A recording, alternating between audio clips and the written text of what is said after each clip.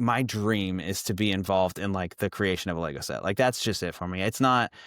It's just I want to like have something released that's an actual official set and just say that I had a part in it. You know, like obviously like Lego design would be the dream job and stuff, but the Lego Ideas program is so cool because it gives people that opportunity to, you know, like I don't care. It can be like I would love for it to be a gift with purchase. Actually, I just want like I want them for me. Like I want a box of a set that like I designed because as a kid, I just That love was the Lego sets. dream. And then exactly, Yeah, and that was what I knew, right? And as an adult, like I've just loved Lego sets, and that's just kind of how I like to build.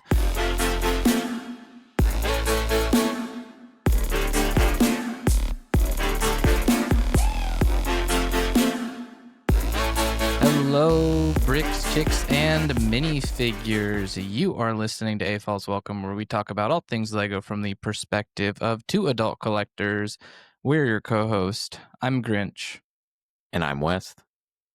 And today we are discussing creating Lego idea sets with our guest, Wilderland Builds. But before we get into that, West, do I even need to ask?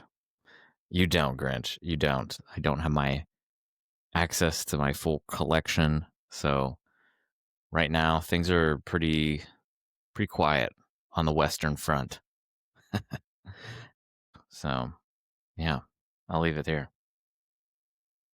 Well, I built the helicarrier, which I didn't realize retired, so I quickly You went rebuilt it or no, the MIDI scale one, like the Starship series scale. Mhm. I had it on my list to get. I had never got it, and then I was on like my Lego wish list, and it retired, and I was like, "Oh Ooh. crap!" So I went and got one on eBay real fast. So it was still less than retail, even with paying for shipping. So I was happy with Nice. that. I was actually just waiting for that one to go on sale, and then I think with moving and everything, I wasn't focused and just kind of forgot about it. And luckily, I did not completely forget about it. So that was exciting. It was a fun little build. I know it was. Nice. I think it was. I wasn't loved, but Yeah. I think maybe it's a little overhated. Simple build. There was a lot of stickers and a lot of 1x6 tile stickers. And when it comes to stickers, long stickers and obviously like curved stickers kind of suck. Yeah, So no fun there. I would have actually, as I was building, I was like, I would have been okay with less detail on the sticker because, each sticker was somewhat unique, right? I would have been okay with maybe a repeating pattern here or there. Maybe the top deck and the bottom deck had the same thing in exchange for prints. I didn't feel like it needed to be like super detailed. Yeah. But here we are, tired fingers, tired mind, putting those things on crooked. But no, I think overall, pretty good little build. I think some of the other criticism was maybe it was a little bit too thin from like a height perspective, I should say. Okay. And it could have used a little bit more bulk, but overall, not a bad set. Nice. All right, but do you know what has a lot of good upcoming builds? some of the news reveals from this week. Yeah. So West, why don't you take us through the news? Exciting Lego news. Thanks, Grinch. So for news this week, it really felt like we finally are starting to see some of the January and holiday, timed review or reveals from the Lego group. So to kind of kick things off, we have the Lego Icons Star Trek USS Enterprise was officially announced with its corresponding space pod gift with purchase. We have the Lego Botanicals Tulip Bouquet officially announced. The Lego Spring Festival 2026 sets have been officially announced, and that's their annual sets for the Lunar New Year, so that was cool. The Lego Ninjago 4 Weapons Blacksmith set was officially announced. Macy's for the Macy's Day Parade has revealed the Lego Bricktastic Winter Mountain Float for the 2025 Thanksgiving Parade, which might make me watch the parade this year, to be honest. Lego Speed Champions announced the APX GP team race car from the F1 the movie, and Lego Marvel had a whole slew of official 2026 sets announced. So Grinch, wow, what a big news week for us. What have you got for me? Just need to take a deep breath. We knew a lot of announcements were on the way, and they finally arrived. It's been a busy week of announcements here. The Lunar New Year sets look pretty good. I think that horse one looks very interesting with the kind of canvasy print thing. Yeah. But of course, as everybody is talking about, we finally have Lego Brad Pitt. It's a little bit of a double take because everybody's talking about the Star Trek Enterprise before anybody. I got that. Yeah. Okay. Well, okay. which one do you want to dig into first, the Enterprise or the Lego Brad Pitt? Let's talk about Brad Pitt, shall we? Let's do it. So this one actually, if listeners recall, called out I was like, hey, where's the F1 movie car from earlier this summer? And clearly it was in the works. I think this was a really smart decision by them, especially going off of that whole year of F1 themed cars, timed with the movie and timed with all of the different like Lego and F1 collaborations that we've been seeing. So totally made sense to get it. I think this thing looks fantastic. I didn't buy the whole paddock of 12 cars, but I did buy 2 of them. I bought the Ferrari car and the Red Bull car.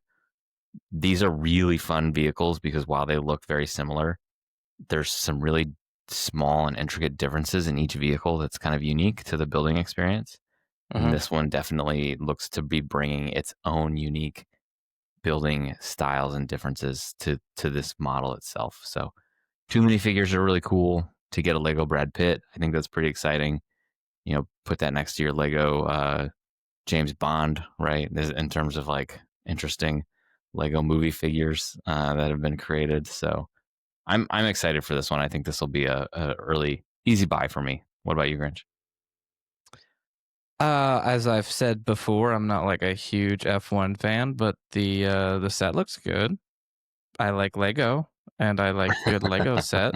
So me happy because Lego set good. It's really that simple. I mean, Yeah. I'm not gonna get it. I'll enjoy it from afar. I like the color scheme on it. I think it looks clean with those white unis or suits or whatever that is. But what I really wanted to talk about, West, this week is obviously the big news. And I mean the big news. The Ninjago 15th anniversary Okay. set. The Forge, right? Again, Yeah. I'm just trolling. No, Obviously, I that's not the mean, big news. you say that, but I was watching the release video and Lego was commenting on it, and they said this is the first, like the opening sequence of the first episode of Ninjago is this building, which I think is really interesting. And so that's what they've picked for their 15th anniversary series. And this is probably the first Ninjago set that I will go buy. I just think this one looks really cool. Really? Yeah, and not to keep as a Ninjago set, but I think this could be modded into like a really nice little like tea house, or you know, I know listeners on the show will remember and recall that I've been a big proponent of getting more Japanese based Lego. I really think that that's a area that Lego could dig into, and this set just looks like it could be a cool version of like a ramen house or like a noodle shop or something. Like I feel like there's just a lot of different opportunities to turn this into something different, but still keeping like the basic structure of the house intact. So I'm just excited to play around with that, and I might not get it on day one, but it's definitely, I think it's a really great looking build. I think it looks really polished, and it's really cool to see. So I'm actually really excited for that one. I know you were kind of being silly, but I mean, I think it's gonna go on my wish list too. I'm gonna see Well, I think I have my answer. On the back of the box, it says collect all 7.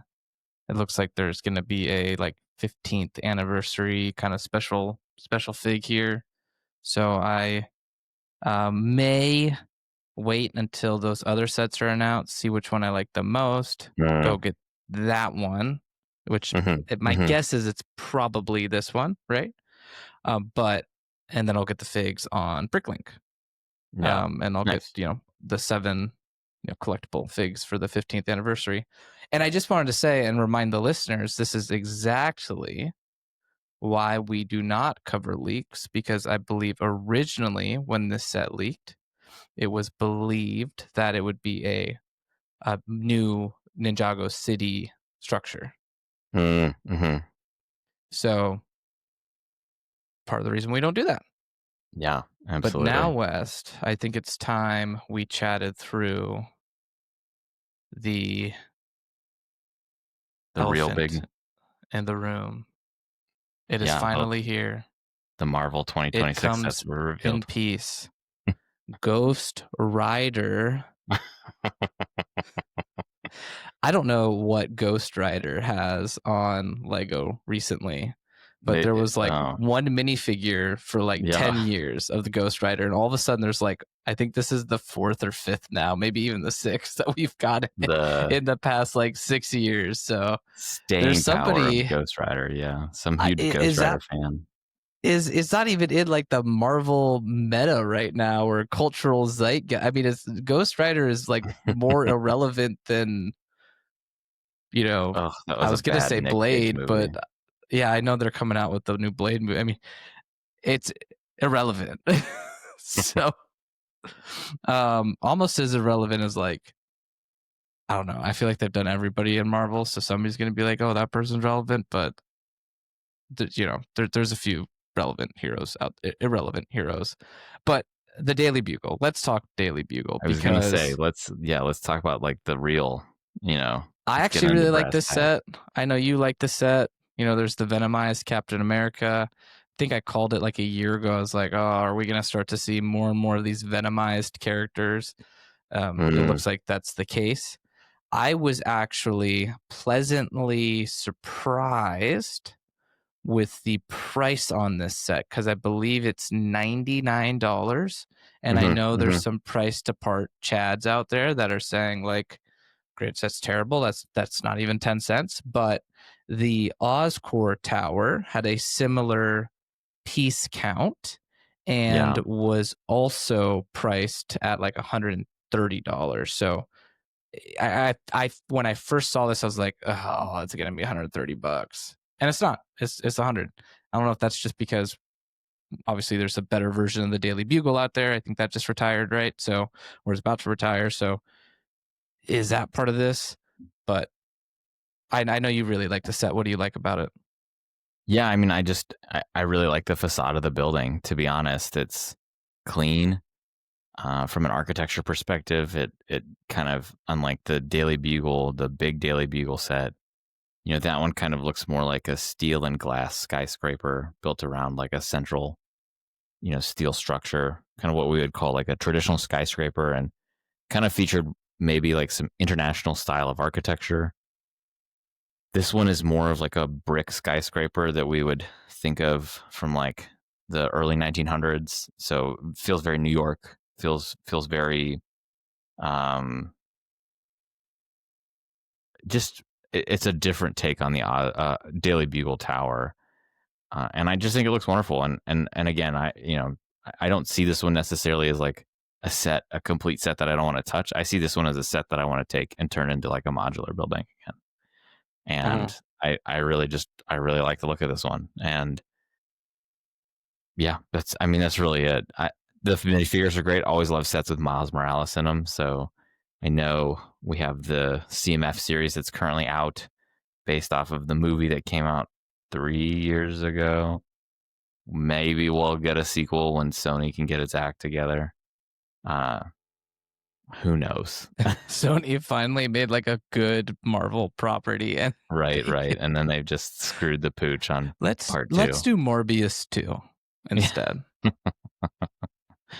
So who knows what's going on there? But yeah, I really like this one. To be honest, the minifigures are great. The building looks great. I really liked the corner store set that we got last year. This one just feels more of that, and you're right. It is. I mean, it's still $100. That's not nothing, but that one feels a little bit more like $100 in my book. So Yeah, there's seven minifigures here. The Mysterio looks pretty good. The Venomized Captain America looks good. The others, the Spider-Man, Miles Morales, Ghost Spider, they look fairly similar to what we've had. J. Jonah Jameson, nothing revolutionary there. Good to get a kind of adult Rhino. I think we've had one or two official, and then we had the Spidey and Amazing Friends Rhino. So it's nice to get a actual kind of version of a Rhino. So I can get there. It's almost 800 pieces, right? And you get 7 minifigures based off the cynicism that we had with Star Wars last week. I look at this and you look at like the MTT or the Juggernaut, and very similar figure count minus MTT that had a bunch of battle droids. We're not even going to count those as minifigures or full minifigures. And it's $60 cheaper, right? yeah. So, and if I were a kid, this would be fun to play with. It does remind me of that original Daily Bugle that they did in 15 or 14, something like that. I think it was 14. Maybe a little bit earlier than that. Just the same, aesthetic style that you kind of outlined earlier. So it does feel like a upgraded version of that one, because that one is really starting to show its age a little bit. But this will look good next to that Oscorp tower as well. So yeah, which I did not like that Oscorp tower, to be honest. I felt like the lines in it were just like a little too sci-fi for me, and maybe I'm too indoctrinated by like the Sam Raimi Spider-Man series to think, when I think of Oscorp, I do think of just like that glass-sided, sort of imposing tower that's just clean and slick, and not necessarily something out of the comics, which I think this series is kind of more skewing towards. But like I said, I really think it's a nice change for the Daily Bugle. So I know we joked about the Ghost Rider, but the one thing I will say about that set is it's still $10. I thought they were going to try to get away with 15, so I'm glad that they didn't. And it looks like that Ghost Rider has the kind of flame hand pieces. And it looks like there's a stud on the end of those. So for so long, they did like those splat and blast type pieces, but this looks like it has a stud, which has me excited, because those kind of untraditional flame type pieces, I think, are really effective in some nice part usage. The splat and blast were too. I mean, you could get away with some really cool stuff. I think it was the Lion's Night Castle that actually used it to suggest some water, a little waterfall. I think they did that in one of the Ninjago cities as well. This has me excited because now there's a stud piece on the end that you can actually connect stuff to. So it just makes it have even more utility, right? The Spanish Garden set used 5 of those blue Power Blast pieces to great effect in their that central water fountain, in one of what I think is one of the best like water features. I know that's not like a huge bar to cross, but like it looks so good from Lego's perspective. So yeah, there's always some really cool things. Yeah, on the Ninjago one, they used it as like a drain, right? And it just adds that extra life to a set where everything looks kind of static, and that just gives it a little dynamic energy. It's exciting to see. I have to say too, well, while we're talking about them, the Spider-Man versus Sandman set, I think that might be the best Sandman that we have seen in Lego form. It looks very good. The one thing I don't see, here we go. The legs, the printing continues onto the legs. I'm actually really happy with that Sandman minifigure. And of course, it's a Spider-Man 3 set, which is interesting that they're still kind of doing that and trying to get away with that. And I think that's good. But overall, I think pretty strong Marvel wave here, and one that I actually feel is, for the most part, pretty fairly priced as well. Mhm. I mean, it's really not terribly priced in my opinion. I definitely, looking at that Sandman one, right? You would think that 3 minifigures, 201 pieces, $25 feels like the most I would want to pay for it, but based off some recent stuff, you feel like it would be out here for 30, right? Or even Mhm. they might even do something weird and do 32, 99. They'll occasionally do something like that. And then, like I said, that Ghost Rider and Spidey bike here, $10. It's not a mech. It's a oversized motorcycle, Mech Junior. But with the 2 minifigures, you'd think that they might try to get 15 or 12 or something out of that. So fairly priced Yeah. overall. I just, give credit where credit is due. And then we already talked about that Daily Bugle. So I So think, can Wes, I that's it for the news. Oh, yeah. Did you have anything more I on? wanted to bring up, not to just, completely derail us on Marvel, 2 more sets that I think are worth mentioning. The first is the epic battle Hulkbuster versus the Hulk. I really like this one too, and I really like the stand that they've included on it and that build. And there's, of all of the, and you see the same version of the stand on the Sandman battle. It's those circular pieces. Let's call them 12 across. I think it's a rough estimate here off the top of my head, but and they come in quarters, and they're a slope. And the Hulk one, just the energy coming out of this set is just incredible, and I think it looks really, really great. And again, continued into the Sandman set. I think they did a really great job with that, and I kind of like this direction for Marvel. Actually, I did want to talk about maybe a controversial take. I really like the Iron Man Mark III. Dude, I love it. I'm really glad you said that. My first reaction was, this is cool. And then I was like, let me see how big of a loser I am in the comment section on Reddit right now, because I bet some people are trying to pick this thing apart. But this, to me, 10 out of 10, I'd take this over those busts any day that they did. Yeah, this version of Iron Man has just enough detail in it where the Lego pieces, the way they're arranged, look like the armor plates. I just think this is like Lego firing on all cylinders. I know it's one of the Lego master designers who created it. Aaron is his name, I believe. And so it's really awesome to see him being put in charge of like such a cool set. This one is a winner in my book. And the price for it too, $130 for almost 1,300 pieces. I mean, dude, it's right there. It's right at the price per part ratio that everyone's clamoring for. So there's, again, not that is necessarily the only marker, right? It is an indicator, right? Nope, Not that's it. the indicator. But it's a great indicator of value. I just think this is going to be a killer set, and it's really cool to see Lego putting this together. I mean, if I had, a genie came to me today and said, "Hey, man, you got 3 wishes," like, I would love to see more versions of Iron Man's armor in this form. And if Lego wanted to do like kind of some of the weirder ones, or even like a War Machine in this form, would be so cool. I just think this would be really fun. And I think this is where Lego is getting into like printing money territory here a little bit. So kudos Lego for really knocking this one out of the park. This set has us too excited.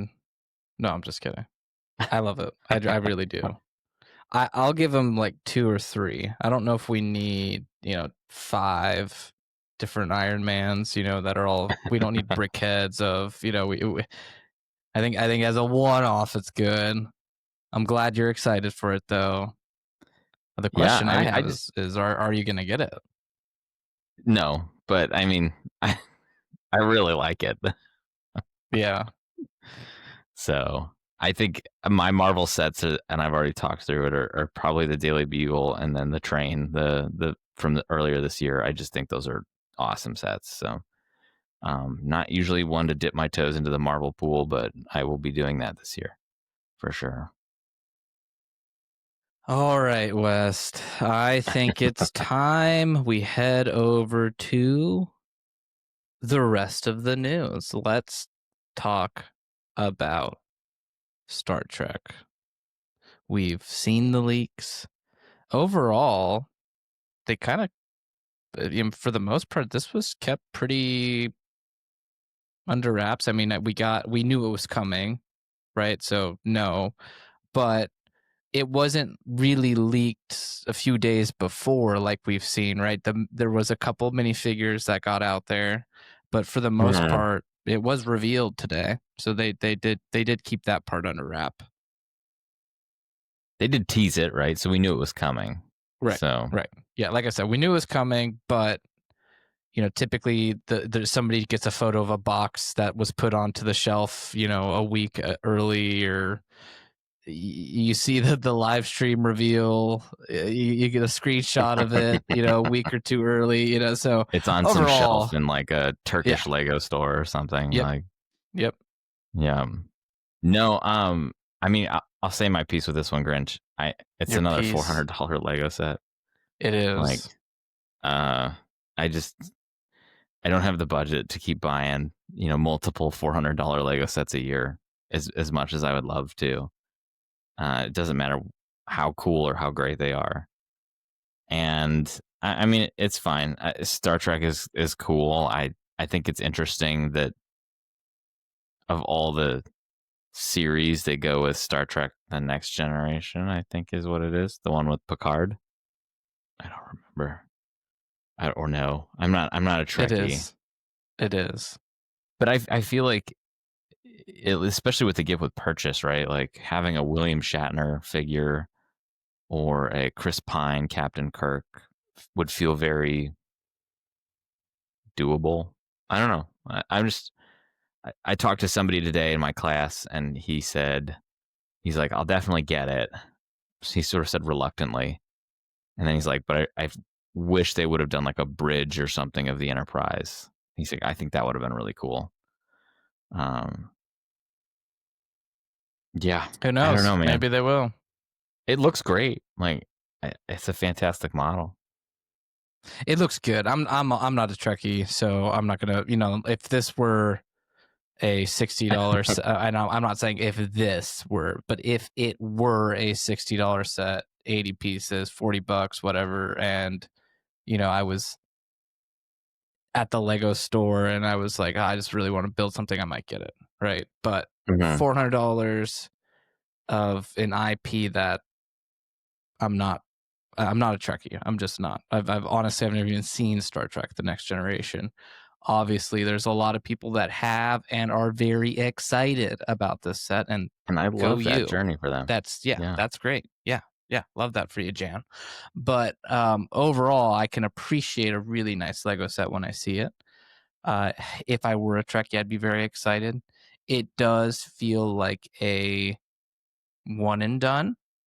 Yeah, for sure, because of the there's a couple things that give it away for me. It's the price and the gift with purchase. You would think that a gift with purchase like that, where it's a notable ship, a notable minifigure, you think something like that would be eventually a set if they had a plan to do this more long term, right?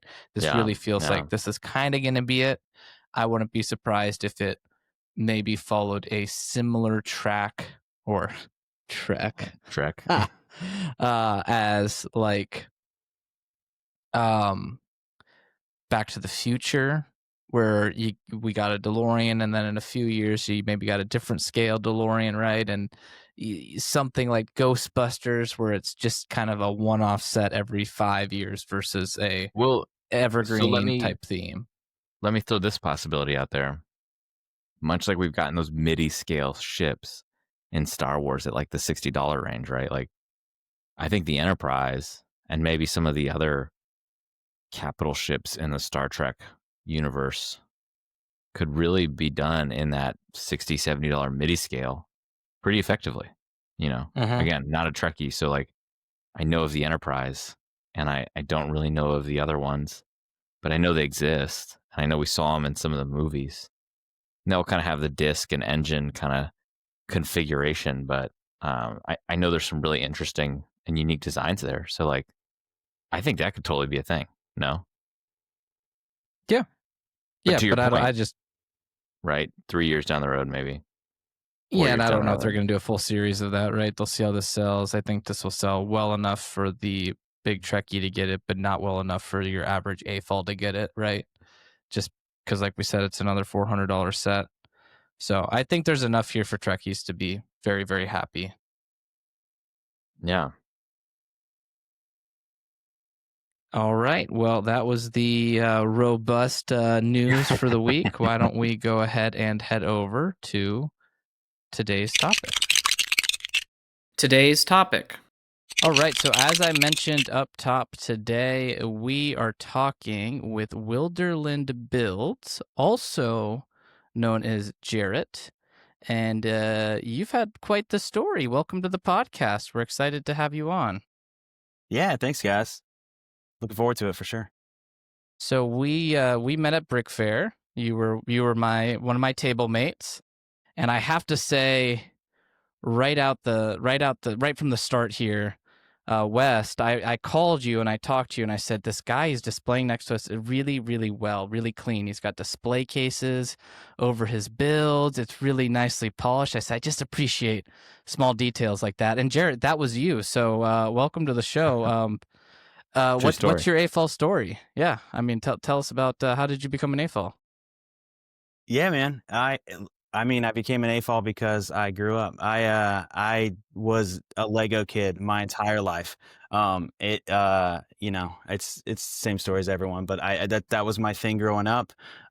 Building, getting sets, that was my favorite Christmas, birthday, everything gift, and I just stuck with it. I didn't have a dark ages really. I definitely had like periods in my life where financially I wasn't, in a place to be buying or building as much Lego. Like throughout college, I stopped and dropped out of college and played music for a while. And so that was, did not have a lot of disposable income for Lego. But I was like, even throughout those periods, like just heavily following everything in the Lego world, still building, getting, whatever. We talked about this a little bit, right? At Brick Fair was when the Lord of the Rings sets were out. I was like in college, playing music, doing things, and was not in a place to get any of the cool sets. And so like I have all of the tiny sets that came out, but I missed like I have the Helm's Deep add-on set, but I wasn't in a place to get the big set, right? So I ended up with all the small ones. So now, now I'm in the process of trying to get all the big sets that I missed. But yeah, it's been cool. Like I said, I've just been into it my whole life. I've been primarily like a set builder, I think, like as an adult, to where, like once I kind of was in the corporate world and had kids, and it became a very like therapeutic and like decompression based like hobby for me. So it was one of those things where I was getting sets, as I was in a place to be able to do that and building those. And I've just been doing that the whole time. Really, what happened was last year, towards the end of I guess, yeah, at some point in last year, I had just met more people through the Lego community. And everybody that I met was awesome. And like, we had stuff to talk about. And I obviously have friends that were into Lego and, varying levels. But I had the opportunity to meet a couple people and just do a couple of, different things. I was following all these builders online. I'd been building stuff that I just hadn't, it was just in my house. Hadn't done anything with it, had never done a convention, had never shared anything like on a dedicated, like I had my personal Instagram and I would share, little things but it's going to my friends and family and like friends with, in different circles and stuff. So it wasn't like anything Lego dedicated. So towards the end of last year, I was like, man, this is something that I love. It's something that I have been doing for a while. I just want to, I want to take 2025 and like lean into it. And so I kind of set out like in January, I joined my local lug, which is the North Carolina NC lug. Went to my first meeting there, kind of got plugged in. I've done 2 conventions now, but they were both this year. Started like the Wilderland Builds Instagram account is just my Lego dedicated account, and I started that this year. It's really been like it's been my whole life, but within this past year, I've really just kind of tried to engage more with the community and take advantage of some cool opportunities and just lean into it more. It's been awesome. Obviously, we met through Brick Fair. I met so many cool people at the conventions that I've been at, and just through the online community and everything. So it's been really fun. So if I'm hearing you correctly, you were one of the super cool people that never had a, like, for us, I was too cool to do Lego, but you were actually too cool because you kept with Lego. So I don't know. I don't know that it was cool. I think, yeah. Nah, yeah, I don't know, man. I stuck with it. I was following every bit of news or leak or rumor or whatever, anything I couldn't actually get. I was all over it. And then really I'm a big Star Wars guy.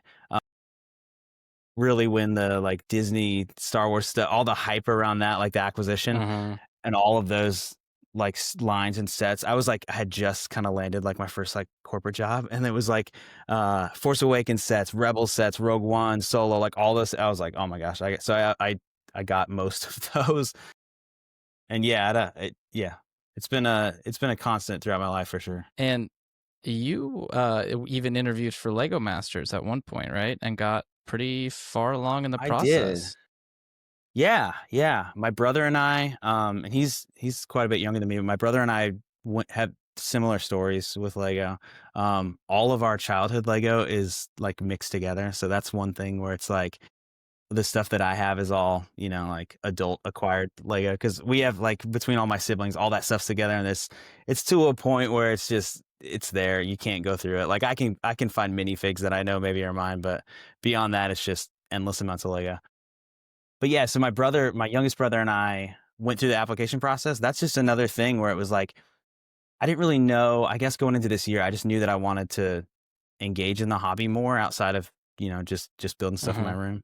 And so I didn't want to pigeonhole myself, right? Like I didn't want to say I'm just doing this one thing. I just wanted to try all kinds of different things and see what I liked. If I liked conventions or if that wasn't for me, if I liked the mock building, if I liked just talking about Lego, if I was, really going to try for Lego Masters or really going to try for like the Lego design program or ideas or brickling. There's just so many options, right? Like, and everyone kind of has a thing that they feel the most, I guess, or get the most fulfillment out of. Lego Masters was one thing. We were like, hey, let's just go for it. That's been the theme of my year. So we went through that process. We just applied for it. And like, I was like, if we never hear back, it was cool to like go through the application process because we were answering questions and we're like collabing on it. So it was cool for us. But yeah, we did a phone interview, just brief phone interview with them first. We did a video interview and we got to cut some like little sizzle reel kind of footage from that. It was cool. It was fun. Like it was, we got told that we were, far into it. I don't know how they say that to make us feel nice, but either way, it was a fun experience. Like we'll see. Yeah, I don't know. We talked about doing it next year. I know the show's going to be a little bit different, so we'll see kind of how things go this next season. But like I said, we had a good experience through it. We had to build some things, like just as part of that. And so like we brought out all the old, throwback Lego and like we're building with that, had it all laid across the floor. We had to like, show off our builds. We were going through, one thing that was fun as part of the package, we had to go through and find like, we had to put personal photos and stuff in there, right. For their teams. And so we're going through like all of our old printed, childhood photographs for anything with Lego sets or whatever. And I found so many things that I didn't even know existed, like really cool retro vibey old photos of me with Lego sets at birthday parties and stuff. So yeah, it was cool. It was a lot of fun. So that's one thing we did. Are you buying a case of Galador, being like, this will be a great investment, right. Yeah. One day, man. You didn't show the Connects photos, hide those ones. They don't need to see those ones. Right. It's true. I didn't I had one castle set that was Mega Blocks, and yeah. Well, it was to my great shame. We're still pulling it out of the bin. Mark this for deletion. We'll cut it out. Edit that out. Don't worry. That was the one. But yeah, Yeah, we don't talk about that. And you mentioned like writing and talking about how have you been engaging in the Lego community in that way? Yeah, I have done a couple different things. I have like most recently been kind of working with the Brothers Brick team. So they like one thing that I've really tried to do this year is just to engage in all of these different like build competitions and Mm-hmm. challenges and campaigns. There's so many of them, and like the so many of them are like community led and like run really well, right? And so I've had a lot of fun. Like they just wrapped like a Halloween habitat challenge, and I had never built a habitat in my life before. And I just like I leaned into that, and then I got like my youngest son got into it, and it was built like it was a lot of fun. It gives us an excuse to do something different than I would normally build. But through the Brothers Brick, they did a campaign over the summer that was like a Dungeons and Dragons campaign with Animal Crossing themed Like an character. actual like playable campaign or like a like It was so marketing story based, like campaign? Okay. yeah, no, so it was like it was based off of like a Dungeons and Dragons campaign. It was Okay. story based, like build based. So basically, they kind of set the story for you, and then you built the event that was supposed to happen that week with your character and then the characters. But the funny thing about it was that it was like animal characters, or it was primarily Animal Crossing theme. I didn't have any Animal Crossing sets. You could use anything with an animal head. And it was really cool. It was like a lot of fun. So it was just like totally different. They were, it was serious, but it was silly. And anyways, I engaged with that and had a lot of fun with that one. But it came over Brick Universe Raleigh, and I just didn't have a ton of time to be building. So like the builds that I did were, I was squeezing them in like when I could. But I had time to write, and I just personally have always enjoyed writing. Have tried to do a little bit of like sports writing. When I was younger, I wanted to do Mm-hmm. like actual like fantasy novel writing and stuff. And so I spent a lot more time on that, and ended up talking to them kind of throughout that process about just kind of helping out that team. So I've been, it's volunteer and stuff, but I've been kind of working with them, and the team's really cool. Obviously they do a lot of cool coverage. I've had the opportunity to review a couple sets. I did the 2 most recent Nike sets that came out, so I got to review that. I've gotten to work on some like features where we feature different builders, or like cover, like ship timber or some kind of event that's happening within the community, and we kind of try to highlight builders' works that are through there and do some interviews. So that's been a fun one. Definitely like a really cool team that they have over there, and it's been a fun experience. So what I'm hearing is you've pretty much tried everything in 2025. Dude, yeah, I've tried to.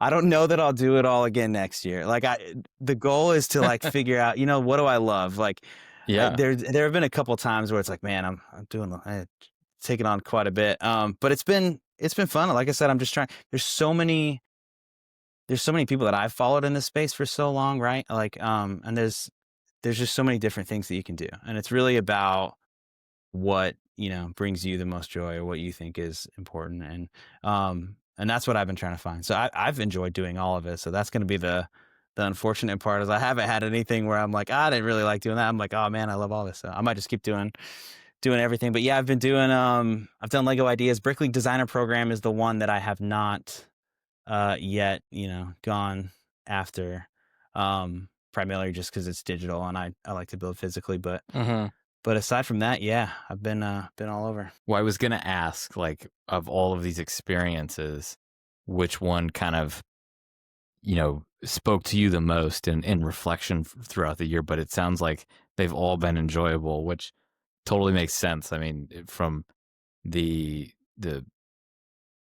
conventions that Grinch has gone to, and that I've been to, and just seeing all of the modern stuff, ways that people interact with Lego, right? Like they're all fun and they're all really interesting and unique. And it's cool to find creators who specifically kind of find a niche, or, find something that's like they're really engaged in. And so for you, it sounds like, obviously you're still kind of looking to find, which one's going to rise to the top, but you've been enjoying the process so far, which is awesome.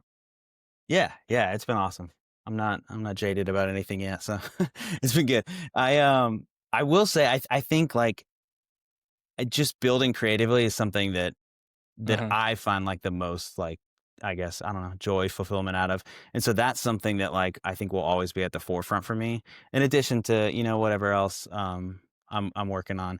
I'm always trying to make sure that I have like time to be building something, to be finishing stuff and not, like having too many projects just kind of sitting in limbo and stuff like that. So that's definitely still the thing that I think looking back on this year, the thing that I guess I'm most proud of is just the stuff that I've created this year because I felt like I had a lot of ideas or I had a lot of unfinished stuff at the end of last year. This year gave me like a reason to finish a lot of that with convention deadlines and then trying to get stuff ready for Lego ideas or whatever. And I really had finished a bunch of builds that I wanted to finish, and so I want to. That's definitely going to be my focus, I think, going forward still. So we've mentioned Lego ideas quite a bit. Yeah. So Jarrett, when we first talked, I thought it'd be great to have you on and talk about your idea submission because I think that was kind of the first conversation we had, and then we had this conversation and it was like, well, actually, I was on, I interviewed for Lego Masters and I've been ready for Brother Brick, and I was like, oh my god, like okay, well, I guess we got to do 6 episodes. But I think notably you've engaged in some of the Lego ideas contest as well as submitted Lego ideas. So I think we'll pivot over to that part of the conversation here in a moment. But before we do that, I've got to ask you, well, we've got you on the show. Do you have a favorite theme? I think I know the answer, but I think you know the answer. Yeah, it's behind me. Too. It's Lord of the Rings. Yeah, it's the it Bowser Nintendo theme, right? Yeah, no, the gaming stuff is definitely gonna be a thing. Like if we see more Zelda sets, that could make a run because I'm a sucker for that stuff. No, it's definitely Lord of the Rings for. I mean, to be honest, I love the new sets. Like, obviously, I love the new sets. The nostalgia factor of the older sets. They just, first of all, that's my favorite like franchise. For sure, favorite books, favorite movies. So like, I'm already biased towards it, but I just think the sets, like everything about it. I don't keep any Lego boxes. I just, I don't. I'm not gonna keep them. I know some people keep them. I do keep the Lord of the Rings boxes. Legit, only the old ones. Like I've been reacquiring these older sets, and there's something about the box art with like the classic logo, and it's just pure nostalgia. And I was like, man, I get rid of all these boxes. I don't want to keep the boxes, but I got the pirate ship, and then I got the Mines of Moria recently, and I was like, I just can't throw these out now. Like so it's Lord of the Rings for sure. I think like if I were to offer an alternative answer and we went like retro theme, or maybe if we said like non-IP themes, I would go Adventurers, classic Adventurers or Rock Raiders. Those are the top 2 like for me. This is the right podcast for yeah. We've talked about both of those themes this year in detail. Yeah. Nice. They're so good. Rock Raiders was short-lived, I feel like, but it's so good. And I know a lot of people are more like into Power Miners than Rock Raiders, right? Like I think that's I feel like every time I bring up Rock Raiders, okay, good. I'm in the right place. But every time I bring up Rock Raiders, people, but it hit at the right time for me. I thought the sets just looked cool. They had cool pieces. The characters were awesome. And then Adventurers was just goated. Like it, especially the variety, like the sub themes. The Egyptian like desert theme was my favorite, but like there were so many different cool things. We've talked about Lego's kind of pivot over the last few years and really like 2 decades, but more so recently than anything before. But now, right, if you looked at Lego in 2000 and you look at Lego in 2020, right, you've got this nice little curve where like the share of sets that are non-IP based versus IP based are slowly declining as Lego has pivoted its portfolio towards like a more IP based portfolio. But I really think that this Adventures theme is one Lego could revisit right now, especially with kind of the resurgence of AFOLs and having Lego tailor stuff towards AFOLs. Like that just feels like a win to me. And we've heard multiple times people agree like a new modern Adventures theme would be so cool. And I just feel like that's easy money for Lego. But yeah, I would think so. I'm honestly like really and I was gonna maybe talk about that in the idea section too, but like I think that I'm really surprised that we don't see more like retro themes that aren't, castle and I know castle's like huge and it's awesome and we should get more castle sets and people are voting for them. But I'm honestly surprised we don't see a lot of adventures submissions coming out of ideas. I'm surprised we haven't seen like throwback GWPs or just I don't know, other set because like to your point, Lego already owns the IPs and I do feel like those would just do really well. And I feel like like Adventure specifically has like I feel like they're trying or not trying, but like a lot of the other IP and maybe that's part of it, but a lot of the other IPs are kind of in the same vein, right? Like there's a lot of like the adventures feels like a dinosaur need, like a cool, like the Indiana Jones kind of need. Like they're cool looking sets on their own, right? And they like kind of live in a space where other Lego sets have done really well. So I don't know. I feel like that's a homer. I've been thinking about that one a lot from an ideas perspective lately. I did build one that I submitted for a challenge, but I've been thinking more about like if an adventurous themed set would do well on ideas. I bet it would. I mean, I'm sure my only concern would be Lego at the end of the day. Like, I bet it would cross the 10,000 vote threshold. I think the challenge would be Lego picking it up. We have, this is more of a question for both of you. Have we seen them pick up a set that is based off of a previous Lego theme in the past? The only thing I can think of is Pirates of Barracuda Bay, but they, I think, heavily took that into a direction that made it more nostalgic, whereas it was just it was more based like loosely based on pirates, right? And then they took it, made it Black Sea Barracuda and convertible and all that. So, but I can't think of anything. So maybe that's the play, right? Is you just kind of make it adjacent or tangential to adventurers, and you just kind of let Lego put 2 and 2 together. Indiana Jones in Egypt, right? Just do. They did just what was it last year? They did it was for a gift with purchase. And it was remaking or it was earlier this year, I guess. Remaking an old set like in a modern way, reimagining an old set. And that was really cool. And I saw a lot of adventures there. I did one. And then there were a lot of other ones and Castle one, of course, which is great. It's a great set. Awesome. But I'd be interested to see if we see more of that, going forward, because I think people were really excited about that one. And I thought there were a lot of cool submissions on there. So, man, West, maybe it's time we did like a community build challenge and like rebuild your favorite adventure set. That would be cool. Wheels are turning. You want to collaborate on that, Jarrett? You want to do that with us? You can vote. I would love to. We need 3 votes. I've already got mine built. Right? It's Oasis Ambush. Okay. Okay. Yeah. I just pulled it up. I'm looking at it right now. Yeah, because you've got the coconut tree there with the. Are you looking at mine? Lantern? Or are you looking I'm looking at yours. Yeah. So I made this set, but like on the initial set, Johnny Thunder, there's just a spear and it's attached to a chain, and you can pulls the chain. It's one of the smaller sets. Pulls the chain and the monument opens. And on mine, as a kid, I was like obsessed with the adventurers maps, because there were 4 different maps, right? And they had different masks on them, but they all had a red jewel. And like, in my kid head, I'm trying to like figure out the lore. There's no lore there, but like I was making up all endless lore for these incredibly printed maps. And so like I rebuilt that set, and as I was building it, I was like, man, I want to incorporate like the red jewel. So what I did on my reimagining of it is I made like 3 different pedestals. There's a staff coming out of the monument that's attached with the chain. And then based on, there's 3 different pedestals, and they're marked with different jewels. It's like a blue jewel, a green jewel, and a red jewel. And the monument will only open if he pulls it and places it in the stand that's marked with the red jewel, just like a callback to the original map.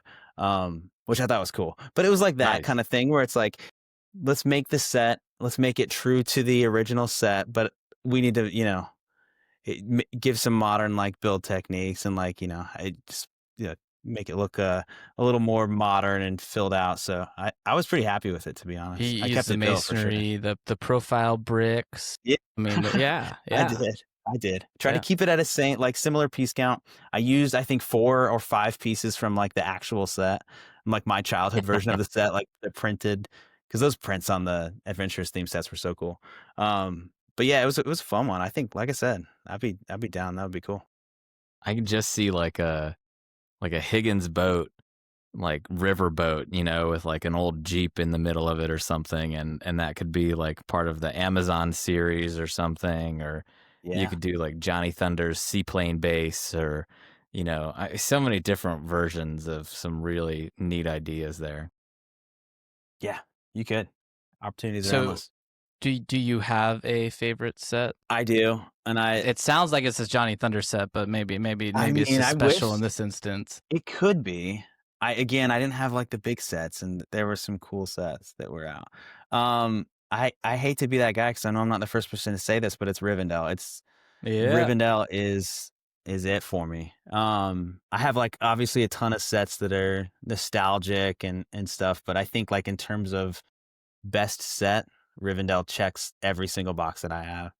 It's got, first of all, the variety of minifigs that you want in a set. Like it has every minifig that you would want to come in that set, right? And then additionally, the quality of every single one of those minifigs is like you feel like you're getting, what you're paying out of it in those minifigs, which is not always the case, in these high dollar sets.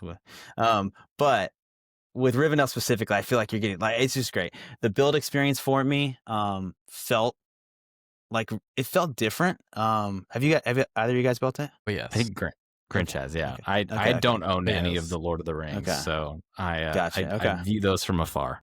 I went day one, Yeah, release day. I went like 2 hours early because I was in San Diego, and I lived like an hour away from a Lego store, and I was so worried. I was like, I'm gonna like waste so much time if I don't get one. So I went 2 hours early, got in line, and when I got there was already, I think, like 20 people ahead of me because I was so they actually handed out like numbers to be like, are you for Rivendell? Yeah, Are you here for Rivendell? Yeah.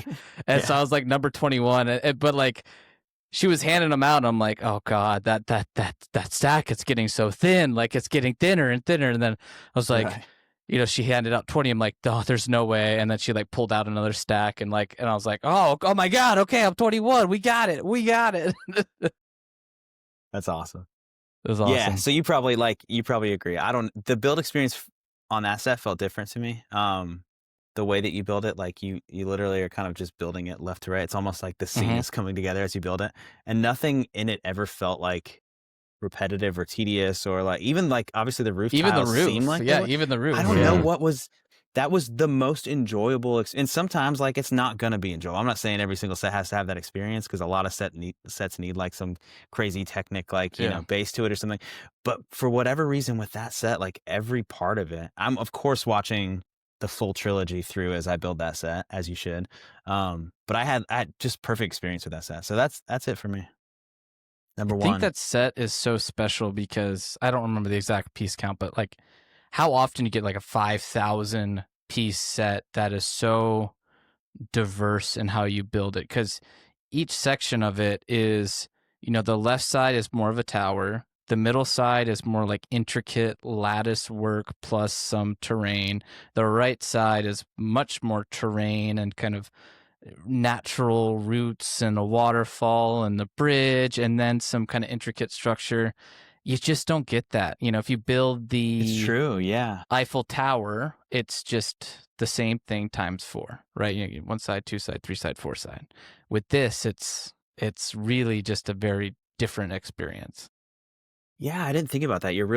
It's almost like you're building a ton of different sets that are connecting. I mean, it's obviously kind of in 3 different sections, but yeah, you're not ever rebuilding a single thing, That is, like even on like Barad-dûr, great build, love it. Had a great time building it, but of course you're gonna have to build some of these towers again, and like some of the frame, is gonna be similar. Whereas, Rivendell is a new thing with every bag. That's probably the biggest part of it. I hadn't thought about that part, but and they must have put some set. like amnesia powder in the like tile bags, because like I think it's like number 55 or whatever. It's just a bag of tiles, and it's like I remember telling my wife, I'm like, I might want your help for this part. Like, I'm just got to like tough through this. And then she was like doing something. She comes back down. She's like, oh, you're done. I'm like, oh yeah, no, that was fine.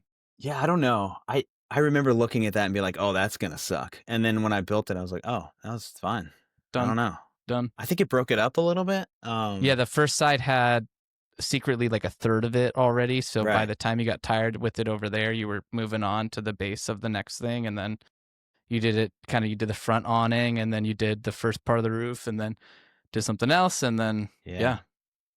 It was done before you knew it. So Yeah, great set. where can people find you? I'm on Instagram at wilderland.builds. So that's another Lord of the Rings reference for anybody that catches it. But yeah, that's primarily where I'm at. It's Wilderland on Lego Ideas, but I'm mostly just active on the Instagram.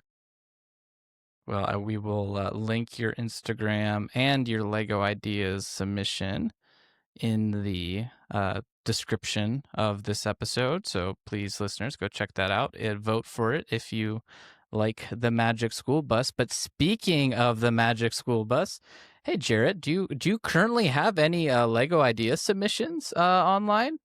I do. Ironically, wow. Well, yeah, which one? Does it happen to I had be it at yellow? Brick Fair too. I don't know if you saw it at What? Brick Fair, Virginia.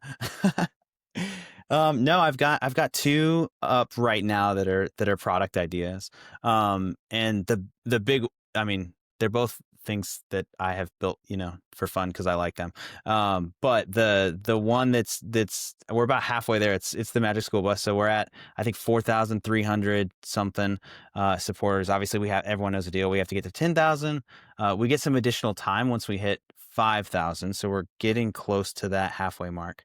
But again, it's only been up since earlier this year. I can't remember exactly when I put it up. I want to say it was June. 23rd. Yeah.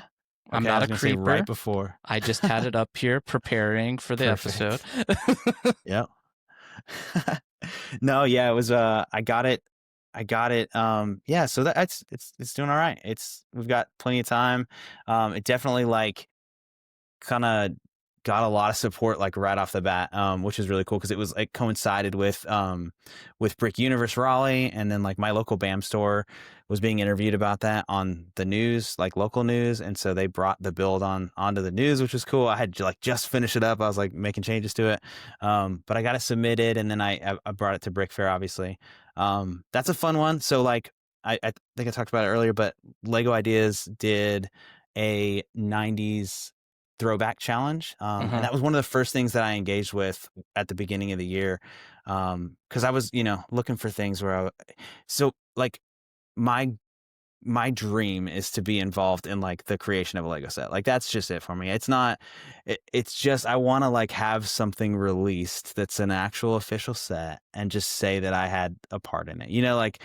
Obviously Lego design would be the dream job and stuff, but the Lego Ideas program is so cool because it gives people that opportunity to I don't care. It can be I would love for it to be a gift with purchase, actually. I just want I want them for me. I want a box of a set that I designed, because as a kid I just that love was Lego the dream. sets. And then exactly. Yeah. And that was what I knew, right? And as an adult, I've just loved Lego sets, and that's just kind of, how I like to build. So the Lego Ideas program is really cool because, again, it gives you those opportunities. So I've been entering challenges just for all of these, every gift with purchase. And it's, it's been really fun. It's also given me reasons to build things that I might not, ordinarily build. I definitely do a lot more scenic builds or character builds or Star Wars builds. I don't really build anything with wheels or vehicles. So Magic School Bus was different for me, but I built it for that challenge. I went back and forth initially. I was going to do an X-Files build, but then I thought, maybe that was too... First of all, I didn't really know what to do that would be interesting, but then I also thought maybe that was too adult. Obviously, X-Files got chosen, which I'm extremely excited about because that's one of my favorite shows. That was a surprise. Yeah. I was I don't know if they'll pick X-Files. Sure enough, they did, and I'd love it. And that build is awesome. So really excited about that one personally. I was trying to think about a couple different things. Obviously, there's a lot of good 90s themes. Lego's done a lot already. Magic School Bus was one where I was man, I think that this I'm kind of surprised that they haven't made a Magic School Bus set, because I feel like it does fit in like the STEM educational lane that Lego does, a set a year usually in, or it feels like there's this kind of a sub theme there that I could see them doing. So I did that for the challenge initially. It didn't advance, and then I made a bunch of changes and then resubmitted it as a standalone product idea just earlier this year. So yeah, it's been cool. It's a fun set. I definitely approached it from like the viewpoint of trying to make it fully playable, like as a Lego set. So it was really kind of, as I built that set, I thought that the two most important things for that set specifically that I tried to just keep in mind as I was building it and then make changes was, like, first of all, that it was affordable. Like, I had to keep the piece count in mind, right? We didn't need a $150 Magic School Bus set, in my opinion. We needed a $300 one, right? So, maybe like, the UCS Magic School Bus. It should be accessible to kids, first of all, right? It should be accessible to teachers. It should be able to be like in classrooms. And then going along with that, of course, is like, it needs to be playable. It needs to be sturdy. It needs to look cool and be fun and have features, but it can't live on a shelf. It should look good on a shelf, right? Like, it should be a cool classroom display, I think, in my opinion, because I think a lot of teachers would have this on their desk or something. I think it could be cool. But then it also needs to be playable for kids, because the Magic School Bus has surprisingly like lived on. I know they rebooted the show for Netflix, so that might be part of it. But like, I was honestly surprised when I showed at Brick Universe and Brick Fair how many kids come around and go, "Oh, Magic School Bus, Miss Frizzle, my teacher plays that in school," and like, it's just a thing that's still happening. And so that's kind of cool. My kids, of course, know the Magic School Bus, so they love it.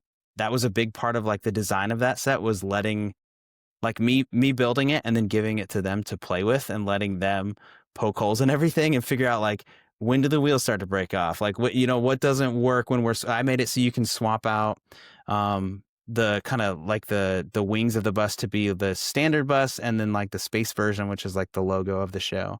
And so I kind of worked with them on it. And it was cool because it felt like a real, I build stuff all the time, but this one felt like a real design experience where I was like, all right, you guys play with it and see what breaks off or what you don't like or what's easy to change and what's not. And I got it to a place where I'm really happy with it. So that one's up there right now. I have another build up there that is just a personal fun project. It's at like 500 supporters. That's my thing, man. Like, I'm building it's for me first and foremost, right? Like, and most of this is stuff that I've built, like, well, it's all stuff I've built physically. But like, the other build is an acoustic guitar. So I play music, and they had a build your hobby challenge, and it was the same thing. I submitted it for that. I really liked the build. Didn't advance, and so I submitted it standalone. Lego has not, you guys keep me honest, I don't think Lego has released an acoustic guitar. They have done a ukulele in like the 3-in-1 set, and I have that set. That's a little bit different because it's a little more playable, and it's obviously 3-in-1. And they've done the electric guitar, the Fender set, which is a great set. But they haven't done an acoustic guitar. And I don't know that they're trying to do every instrument, but I feel like acoustic guitar is like a pretty popular classic instrument. So I was kind of surprised they hadn't done one before. So I did build one with an amp, and this is more of a display piece, and I was just really happy with like how I got the shaping and everything on it. So that one's up there too. That's what I've got up there as like product ideas.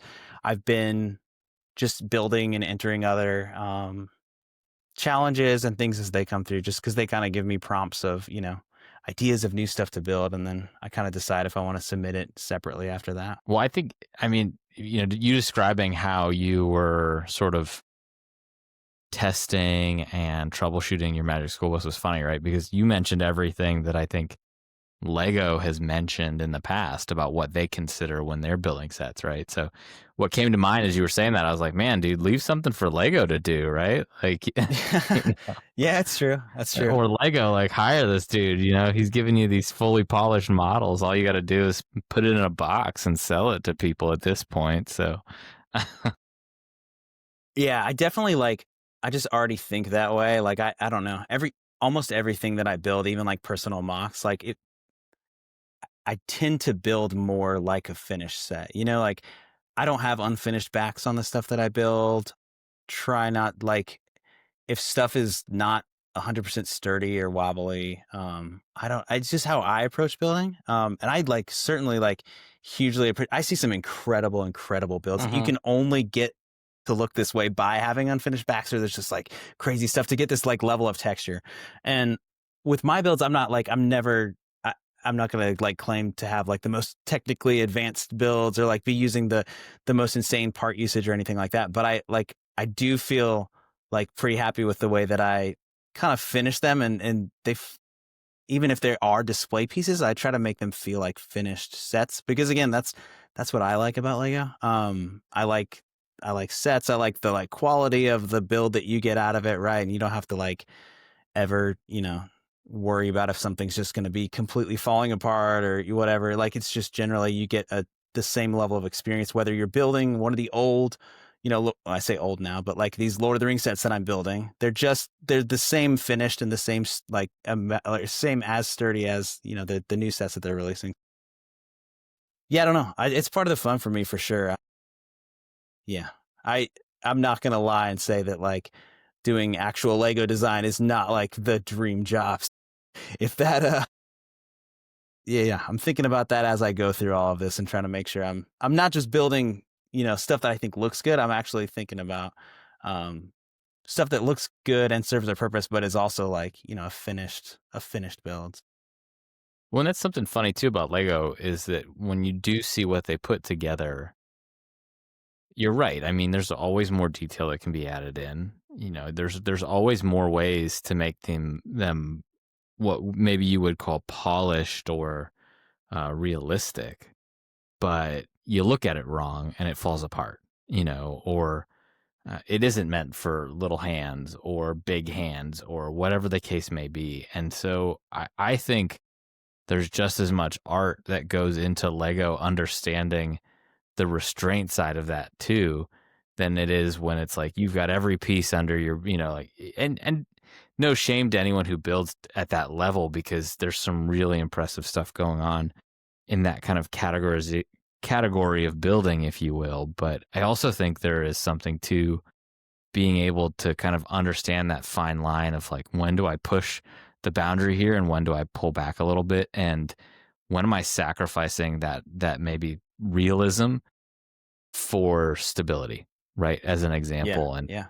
I mean, it does sound, that you're thinking like a Lego engineer, because you're thinking about it holistically and not for the purposes of displaying it or, whatever the case may be. Yeah, definitely. I mean, there's a place for both, which is the cool part, right? Like that's the best thing. And there's obviously like a lot of people that do both really well. I think obviously like Lego has to make sure that their stuff meets a certain like durability and like playability aspects. So that's why they lean on that stuff. But I think definitely in the mock space, like where it doesn't matter, where it's for display or where it's for, like photographs and stuff, like, go crazy, do whatever, like balance stuff the way you need to balance it to make it look incredibly cool. Do all the, legal techniques or whatever you need to get it working. I appreciate all that stuff for sure too. I can't do so many things that all these like incredible builders online can do, or stuff that I've seen in person. That's just how I like to approach it for sure. But yeah. Yeah. I mean, Grinch and I have talked about like the, sort of diminishing returns to some extent that you get when you're sort of pursuing that with Lego as a medium, right? Because you're just, at the end of the day, you get cornered by the medium itself.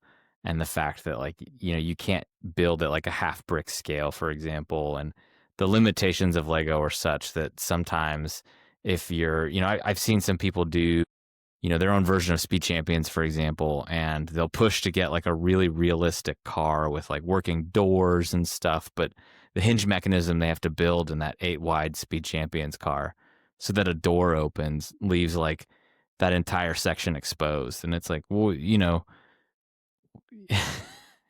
you're trading the polish of having a smooth side on your car for having a working door. Like clearly the working door means more to you than kind of a smooth looking build. But, it's just funny how those trade-offs sort of exist in the Lego space. So Yeah, you definitely get to a point where you have to prioritize like, what's the what's the goal of this build? Like, what is, what is the highlight? What are you trying to focus on for sure? Yeah, I try to make mine playable, and like I said, try to make them look good. But I try to, even like I did the Zelda build, and it's one of those things where it was not very sturdy at first, and I was like, oh, that's okay. It's just for photograph. Like, it's going on my shelf. Nobody's gonna play with this one. It was a Tears of the Kingdom like Sky Island build that I did, and then I spent way too long trying to make sure it was 100% sturdy, and I was like, this should be fully playable. I'm never gonna play with it, but it should be, just so I know that it is. It's funny you say that too, because I've designed a couple of ideas submissions, and just while I was doing it, I would stop myself and be like, well, Lego would never do it that way. I've even gone as far as like, well, I used 10 1x4s in dark gray, and I used 2 1x2s or whatever, and let me swap those out so that my pieces are more Okay. more organized, and that I'm using less total pieces. It's kind of fun to build that way too. It almost challenges yourself as you build, and I think I've certainly noticed as I've looked kind of through your repertoire on your Instagram that you really do have a really polished and cleaned kind of building style when it comes to how I think you like to build. It becomes very apparent, and I think one thing I really appreciate too is the scale at which you build. It is a, what I would think would be a $30 to $40 Magic School Bus, and not some ginormous thing. It is I really like I think it's called First in Flight, with your 2 little mushroom guys flying on a butterfly, and you've got this really detailed base, but it's on that curved, rounded plate piece, right? I think it's what, maybe 10 studs, 12 studs wide, but it's just chocked full of details. And so on one end it's small and simplistic, but on the other end it's robust, highly detailed, and just it's a nice way to kind of complement a lot of interesting part usage and pieces, and getting details in places where you don't think that you could, because it's such a small build. Yeah, thanks. I appreciate that. That was one that I mean, as you were saying that, I was thinking, I maybe am unintentionally. I think that's just the way that I build, but especially with Lego ideas, like I definitely am also thinking about, is this how Lego would build this set? Like, is this a Lego set? Because I feel like that's the purpose of Lego ideas. Then again, I haven't had any made, so like maybe that's not. Maybe Lego ideas is to do stuff different than how Lego do it. When I'm building them, I'm designing them like I think Lego would do it. That's why I'm testing them out. That's why I'm making it, try to be at a certain scale or whatever. But yeah, for those, I definitely, I will say, like, it might look like I have a bunch of Lego behind me. Most of my childhood collection is at home, and so really, like last year when I started wanting to build more and do more, I was like, all right, well, I have to reacquire some like loose Lego so I can be building more, because I had a bunch of sets, and most of my stuff is Star Wars. So I really just started disassembling sets, and so of course I have like unlimited gray plates and wedge plates and just nonstop 2 shades of gray from all the Star Wars ships. But no, really, I started disassembling a lot of that. All that to say, like every single loose piece that I have is from either a set that I own that I disassembled, or from like a set that I bought on sale somewhere and disassembled. And so like I definitely have I think, I mean, it's not, I don't want to say like I don't have enough Lego, because I think that's not, I don't know. I think everybody would say that, but I definitely am working with like a smaller, like physical amount of Lego, I think. And I enjoy that. I enjoy the limitations of it. I think it forces me to build a little bit differently, and I have to use, like, that butterfly on that build was not initially that color. I was literally pulling out like the pattern on the wings. I was like pulling out the amount of different tiles that I had to try to figure out, okay, how many, like, without having to order pieces, what colors can I use that can get this like pattern that I want, right?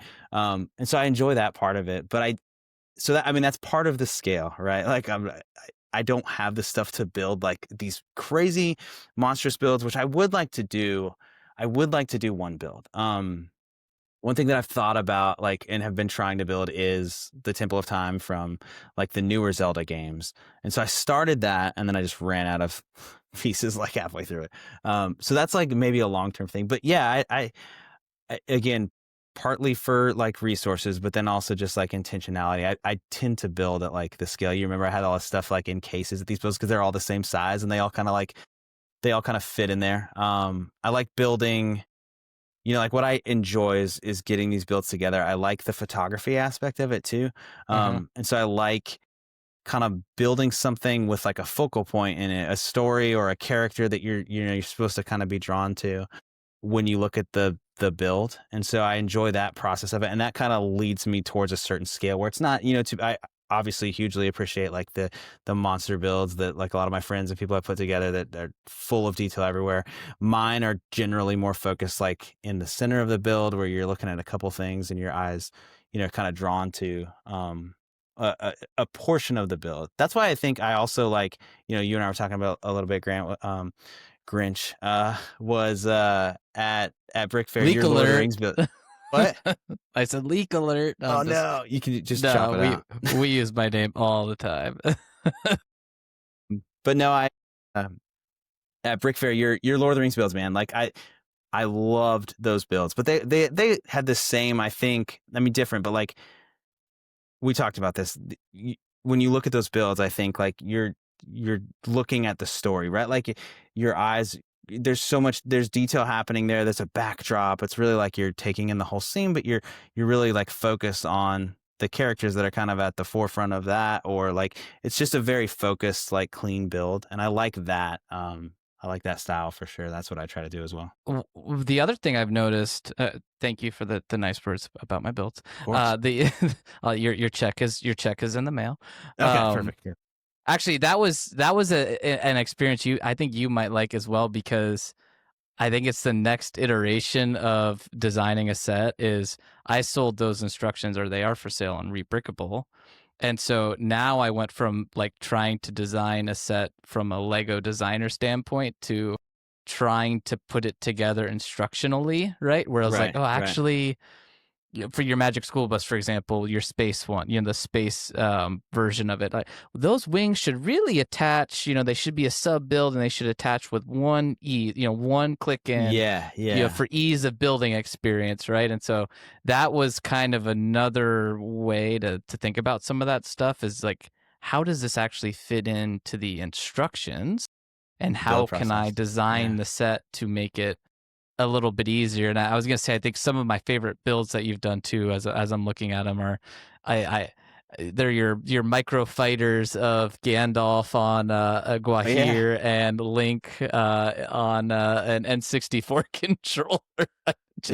Really well designed. But if you were to make some instructions for it, right, like you can't start building with the wing attached to the base. You got to do a sub model of the wing first and then attach it, right? So I think you might enjoy that process after this conversation. I would encourage you to try that at some point. It's definitely it is its own aspect of it too. And that going back to Rivendell, like that is a big part of like what Lego does. It's an entire job, like on the design team. Like it's an act. I mean, I'm regularly like, keeping an eye on the Lego job board openings, but like the instruction, design, and layout is like an actual team and position at Lego. So like it's its own art form, aside from like the build and the design of the actual thing, but like making sure that it goes through. I built a kind of MIDI scale Nintendo 64. I built that controller initially for that build that you're talking about. And then I was like, oh, I should just build the whole console now that I got the controller that I'm pretty happy with. So I built the Nintendo 64 just at a smaller scale. And I guess I got requests for instructions and I had never thought about doing it. So I went through that process and created them digitally. They are not done like, as nicely as you're talking about it. Like I definitely did the like auto-generate instructions, and then I went through and cleaned up the like really bad steps. But there's still some weird, kind of not smooth building throughout it. I put it on Rebrickable, but then I took it right down because it felt weird to have one up there. I put it up for one day, and then I took it down. I don't know. I mean, I have it and I can put it back up. I just like it felt weird to have one up there. I was like, I need to decide if this is what I want to do, and if I want to do this, then I should, if I don't know. I just yeah. I was gonna put it up and get like what, like 2 or 3 sales of it or so. Like at that rate, I'd rather just have the only one, So it was one of those things. But yeah, it's That's fair. it's definitely its own like process, and that's a whole nother world that I haven't gotten into. I'm not like it's another part of it is like I enjoy building physically. Yeah. So I do you work design digitally at all? No, not at all.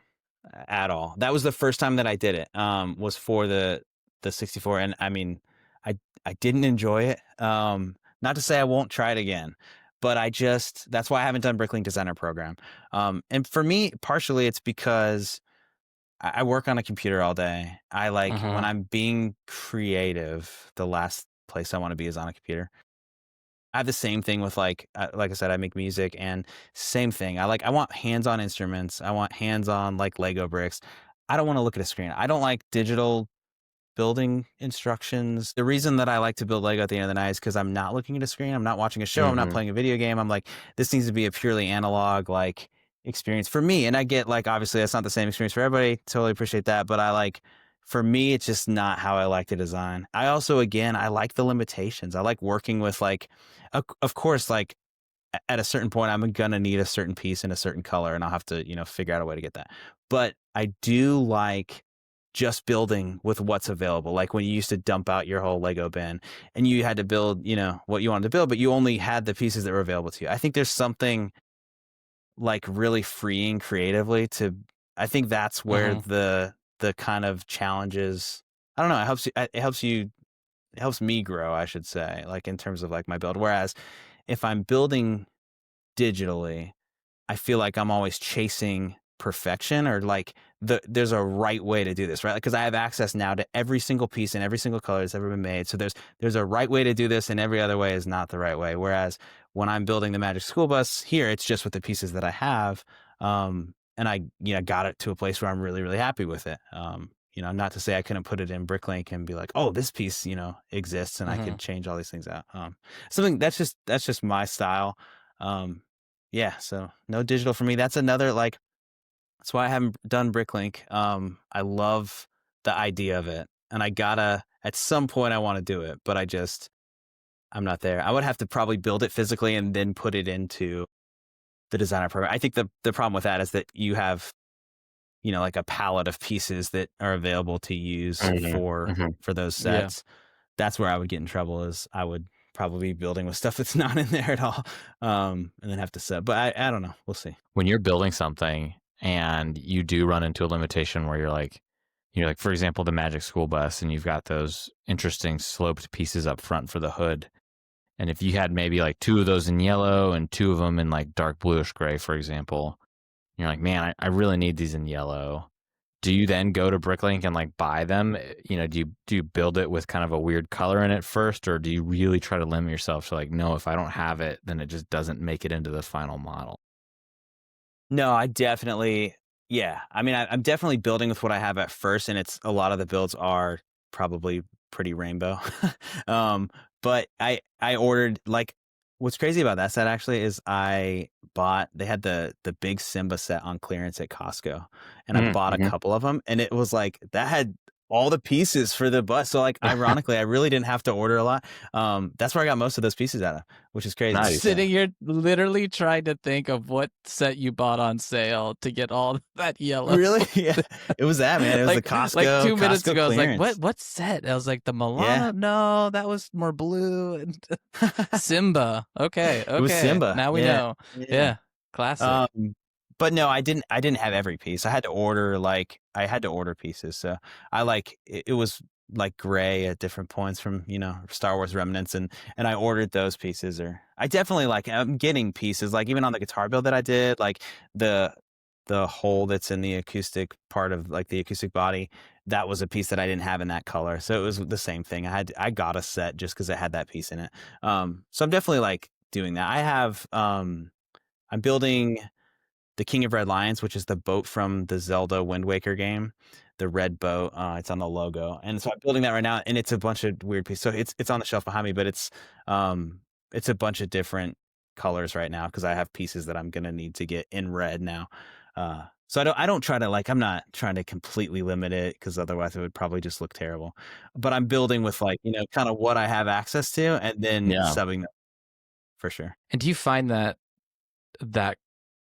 those decisions sometimes influence your color palette too? Like where maybe you're building, I'm trying to find the spirit tree, right? And did you just have a bunch of that like aqua color and you're like, it'd be really cool if I made a tree out of this? I did, yeah. I mean, I definitely try to acquire like that aqua color. I don't know what the actual name for it is. I love that color. That's a really great color. I think it's light Is it aqua. aqua? Okay, cool. Yeah. I was trying to think about it. My favorite color is that the color that's on the Magic School Bus, and it's on the Linden Lord of the Rings build and the Sky Island Tears. I use it everywhere, but it's that bright light orange or yellow flame-ish orange. It's different on Lego and Bricklink. That kind of orangish yellow color is by far my favorite. So I just have a lot of that. I tend to buy like sets that have that because I love it.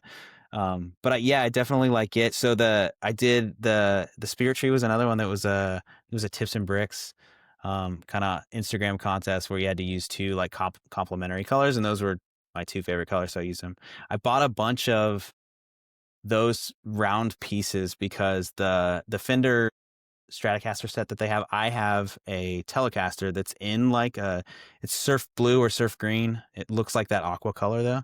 So I bought a bunch of those. And then I bought some just off of Pick-a-Brick, and then I bought the ukulele set, and I like pulled a bunch of those pieces out because I'm going to make a Telecaster. I'm basically going to replace the body of this guitar with that. So yeah, I don't know. I just acquire like some of my favorite colors. But I also like, yeah, I try to get a variety, I don't try to limit myself like with color. I think color is like a really important part of Lego building, especially like at the scale that I like to build at, where I try to use it really intentionally so that like stuff, pops, or again, your eyes kind of drawn to part of the build and there's not too much going on. I like to use a lot of color, but I don't like to use too much color where it's like, you're looking all over the build and you don't know really what the focus is. So I think the again, going back to, and this totally tracks with everything else you've said tonight, which is again, I think Lego designers are very purposeful with that too, of their engagement in color theory and picking 2 to 3 kind of primary colors, and then they use a lot of like accent colors on the sides, right? But you can sort of tell when someone is more mindful with that in their build and in their mocks when the color tells just as much of a story as the thing in front of you does too, right? And so, again, like I said, based off of every other thing that you've told us tonight about how you are engaging in the mock building process, it doesn't surprise me that you have an eye for color as well. So cool. I'm just gonna chop this up and send this to Lego as part of my application. It turns out we're actually headhunters for Lego. No, okay, we didn't tell you. This is an interview. So yeah. Great. We will be going another direction. However, no. Sounds like you have too much fun with Lego, and we're this is it's important to remember that this is a job, and if you're if you're gonna enjoy it, then not the vibe we're going for. No, I think I got one more fun question here, kind of to wrap up the conversation.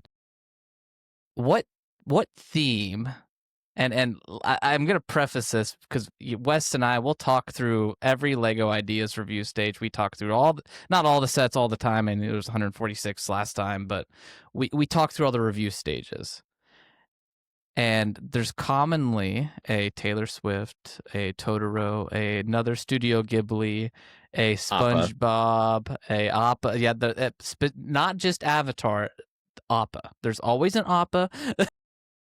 But what do you think is missing from Lego Ideas? You mean specifically like an IP? Or it could be anything. I mean, we just got the ramen, the ramen dish. I was so surprised by that. Right? It's really awesome build. I was really surprised. You think they'll use hands for the noodle? No. Did it have hands? Yeah, Is that so what they they? made the like Okay. noodle mesh is actually, I'm sure there's an actual term, and somebody's like about to crash their car because they're screaming it at me. But the noodle mesh, the ramen packet mesh, Okay. they used minifigure hands to make that design, and we were talking on Dang. an episode or two ago, like I don't know if they'll actually they've never used hands that way, so. Yeah, it's not a removable part, right? Like it's part of the torso assembly, so they might have to do something different. I didn't notice that on the actual build. That's interesting. I was surprised. I was looking through them all like the night before they were gonna announce, and I was surprised. There were some awesome choices for sure. Uh yeah, in terms of the thing is, Lego Ideas is so big. Like every IP I feel like is on there. I mean, for the most part. And we do tend to see the same, not the same ones, but like there are, like to your point, like the Taylor Swift house is on every review stage because obviously they've got the supporters for that, and it would do really well. And I think Lego would make it if they wanted to make it. Or if it was make a, I don't know. There's so much on the other side of things that goes through whether or not they can proceed. But yeah, I don't know that anything is missing. What I would like to see again is I think there is a space for Lego IP. So you can submit them. Like they have an IP checker tool that you have to go through I before you am can submit. brutally aware of it. Yes. Okay. So I built a set over 2 years and and then it wasn't. checked if it was allowed, and it Oh wasn't. no. What was it? You want to share that? It was Valorant. I've talked about it before on the show. Yeah, Okay. it was Valorant. Yeah, so check your IP beforehand, folks. Save Yeah. yourself. It was That the was one that Valorant I went. mock I had at Brick Fair. That's why I brought it on tour with me, Okay. 'cause I was like, I Yeah. might Okay. as well display it, Yeah.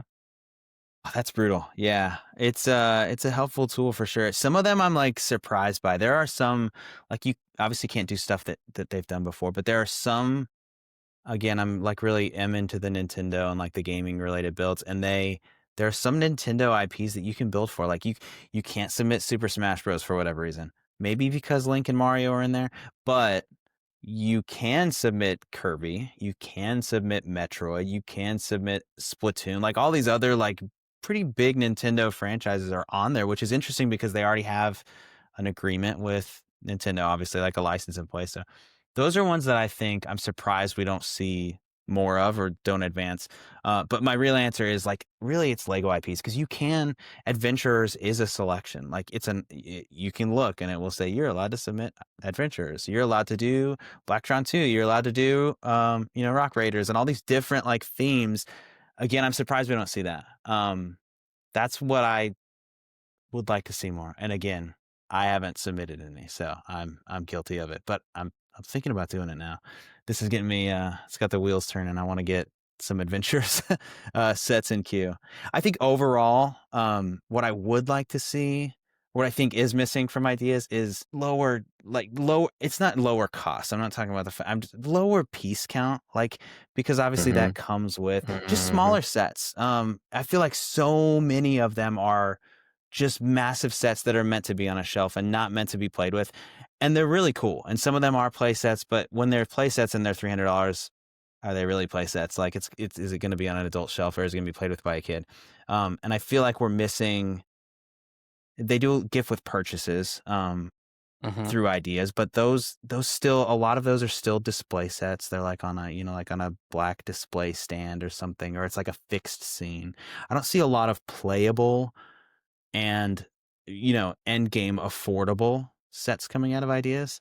That's something that my sets are smaller that I have on there. That's something I try to keep in mind.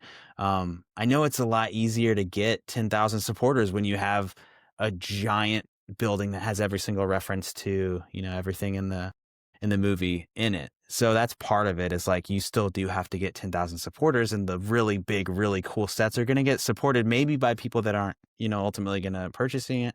So that's part of it. But I would like to see definitely smaller scale sets that are geared towards, kids, or just being playable or more affordable. Good answer. Originally I was looking for a specific theme Right, or I know, something, but no, that's well, I think that's it's the a great thing is I it's a feel great like answer. everything I don't know. Everything is on there. Again, I would like to see. There's ones that I don't know. There's so like Lego Ideas is so massive now that like I feel like I've seen. There are Kirby and Metroid builds up there right now, and those are two that like I would love to to make it to 10,000. I would love to see them made into sets. Obviously, X-Files is one that I never thought we would ever get a set of, and that's coming out. Like we're getting so many of them that I feel like, I'm not the first person that's ever built a Magic School Bus. Boone from Lego Masters, who works at Lego, had a Magic School Bus initially at one point on Lego Idea. There so was many somebody people that posted a Magic School Bus like 5 days after you, by the way. I know. I looked it up, and I was like, wait, what? Yeah. That's again, it's yours is better. I'm just saying, no. There's only there's only so many things to build. There's only so many ways to build these things. So everyone's creation is great. And yeah, I don't know what's missing. I just would like to see again fewer $300 giant sets coming out of Lego Ideas. Just my opinion. Cheers. I would say in general, personally, and that's something Grinch and I have been kind of ranting about as the years come to a close, but ranting is a strong word.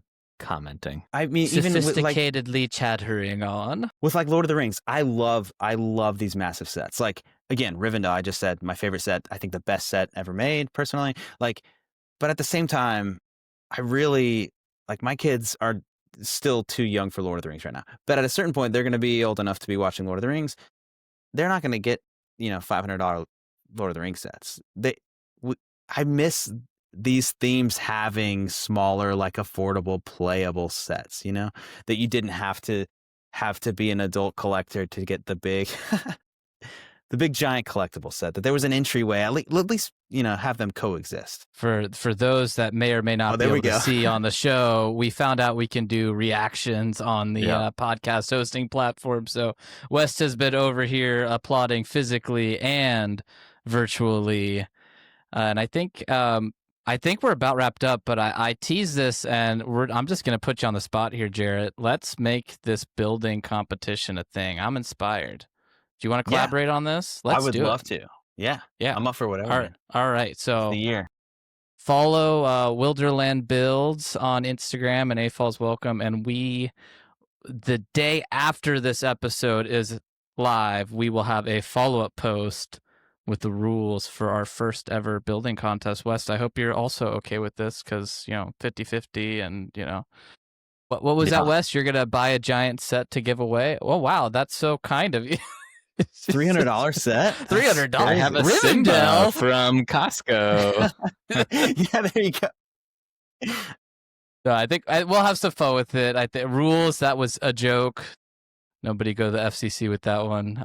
We will have official rules for this collaborative building contest on the Instagram. But Jarrett, more importantly, thank you for joining us. Are you planning on going to any conventions in 2026? Yeah, thanks guys for having me. I don't know yet. I definitely will be somewhere. I don't know what. I think Brick Fair, Virginia is changing. I don't know if you heard about that. The location is being sold, so we'll see what happens with that. Ironically, to IKEA, which is like, which is god tier Lego for AFOL furniture. So I know.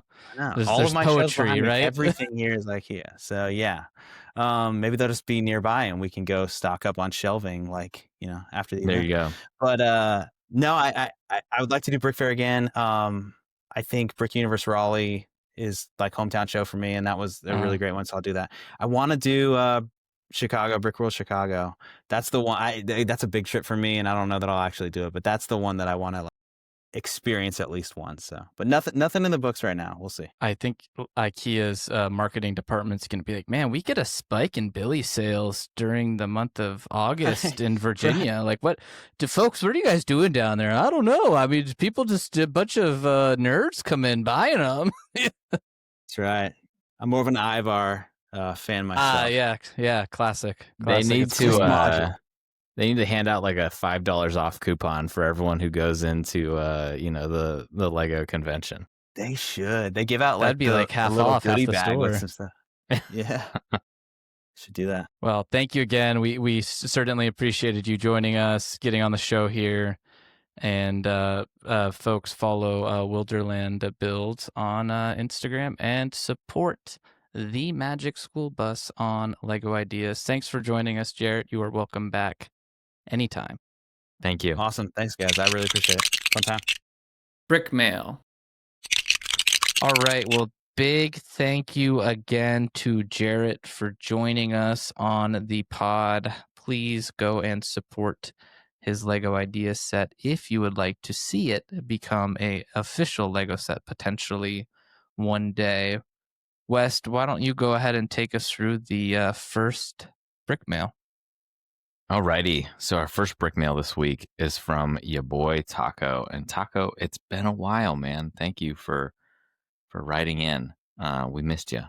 He says, I think Monster Fighter. I think Monster Fighter is a top tier idea, but I do agree that some of the builds are clunky.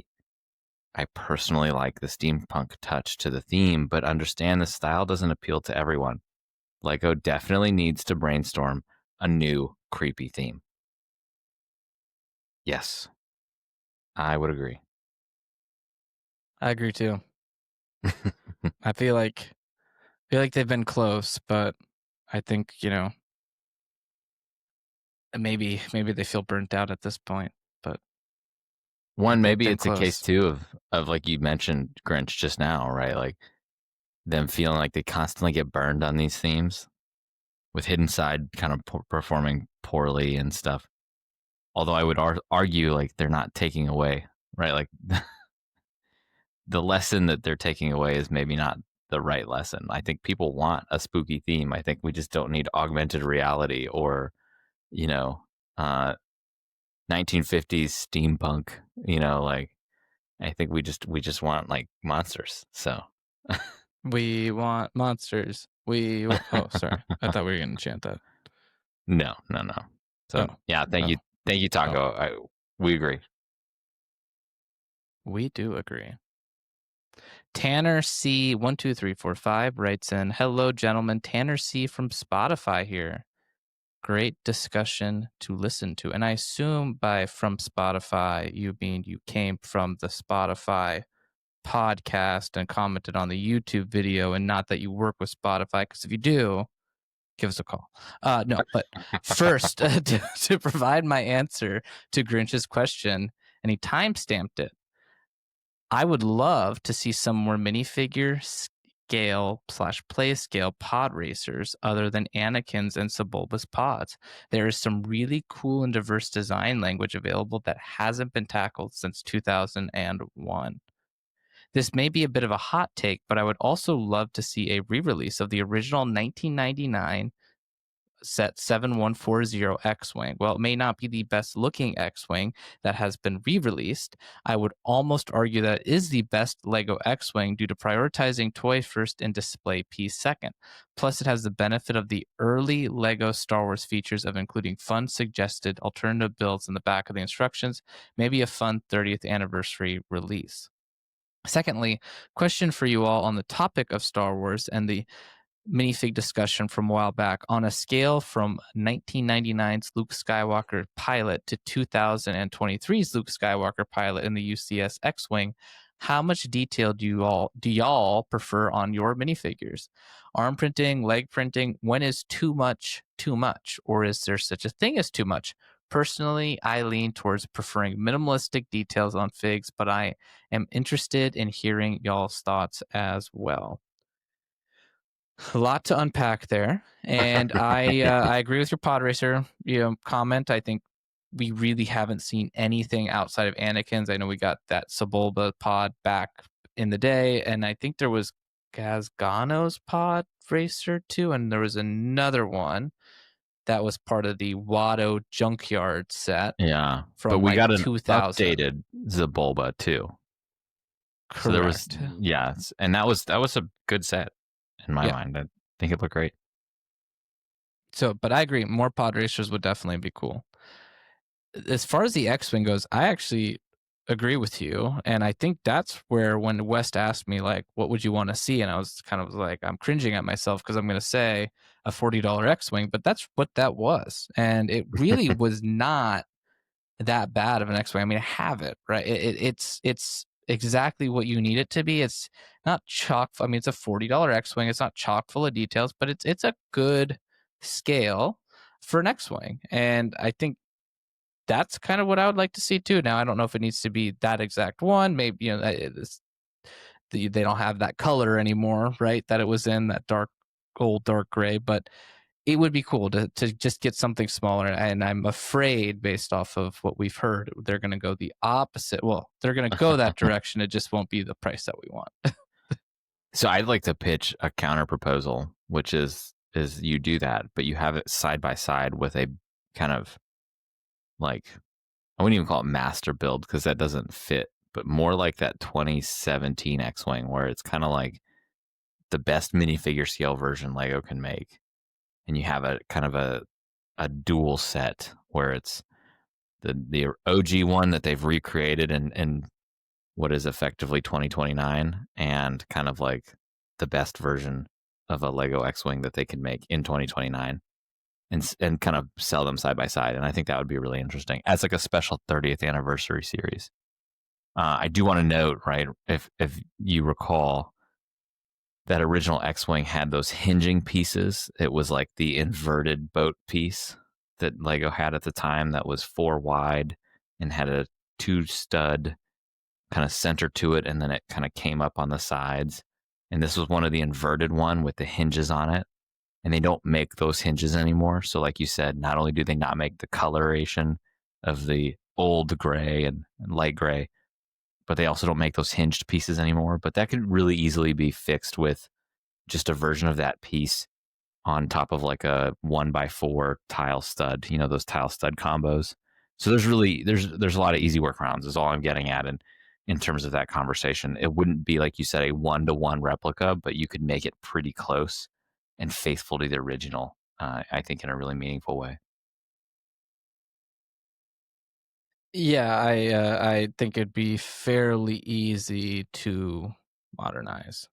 Yeah. And it's kind of a shame they did the Rebuild the Galaxy set, which is exactly what I was kind of talking about would be good. But then it came like it was still $100 because, or $110 because you had to get both, like.